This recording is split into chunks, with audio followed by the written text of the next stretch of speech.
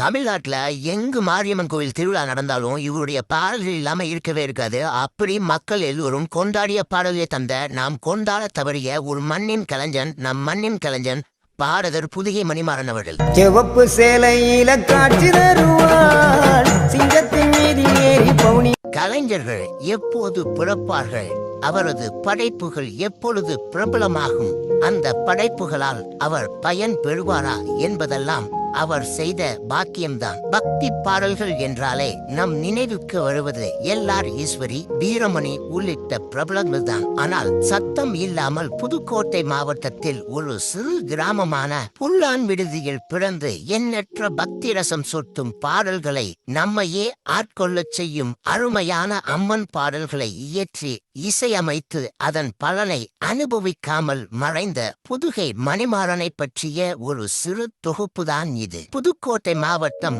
ஆலங்குடி அருகே புல்லான் விடுதி கிராமத்தைச் சேர்ந்தவர் மணிமாறன். வறுமை சூழ்ந்திடவே வளர்ந்த மணிமாறன் ஆரம்ப கல்வியை முடித்த பின்னர் வறுமை அவரது குடும்பத்தை வாட்ட பிழைப்பு தேடி ஒரு சைக்கிள் ரிக்ஷா ஓட்டியாக புதுக்கோட்டைக்கு வந்தார். அங்கு அவரது உறவினர் வீட்டில் தங்கி தனது இளமை பருவத்தை தொடங்கிய மணிமாறன் அவ்வப்போது பக்தியின் காரணமாக ஐயப்பன் கோவிலுக்கு மாலை அணிந்து செல்வது வழக்கம். மாலை அணிவித்த காலகட்டத்தில் சக பக்தர்கள் மற்றும் நண்பர்களுடன் பஜனை பாடல்கள் பாடும் பொழுது இவரது குரலில் ஒரு கம்பீரமான பக்தி எதிரொலிக்கவே அனைத்து நிகழ்ச்சிகளுக்கும் இவரையே அழைக்க தொடங்கினர். இப்படியே தொடங்கிய இசை பயணம் ஒரு கட்டத்தில் இறைவன் கிருபையால் சொந்தமாக பாடல்களை இயற்றி மெட்டு அமைத்து பாடும் வல்லமையை அந்த கடவுள் இவருக்கு வழங்கினார். டெக்னாலஜி வளராத காலகட்டத்தில் இவர் மெட்டமைத்த பாடல்கள்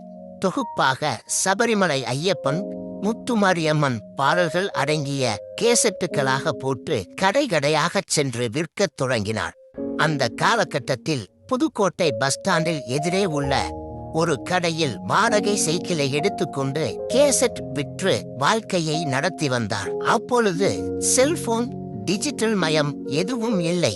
அவரது கேசட்டுகளை விற்பனை செய்ய சோனி, சிம்பொனி என மார்க்கெட்டிங் செய்யும் அளவிற்கு அவருக்கு பரிந்துரை செய்ய யாரும் வராத நிலையில் வறுமையுடனேயே போராடி வந்தார். பல்வேறு புதிய கோவில்களில் கும்பாபிஷேக நிகழ்ச்சிகள் அவ்வப்பொழுது பாடி வந்தார். புதிய கோவில்களுக்கும் இசையமைத்து அந்த கோவிலின் பெருமைகளை, அந்த தெய்வத்தின் மகத்துவத்தை அழகான பாடல்களால் பாடி வந்தார். தற்பொழுது புதுகை மணிமாறன் பாடல்கள் ஒலிக்காத எந்த அம்மன் கோவில்களும் கிடையாது. அந்த அளவிற்கு பிரபலம் அடைந்து விட்டது.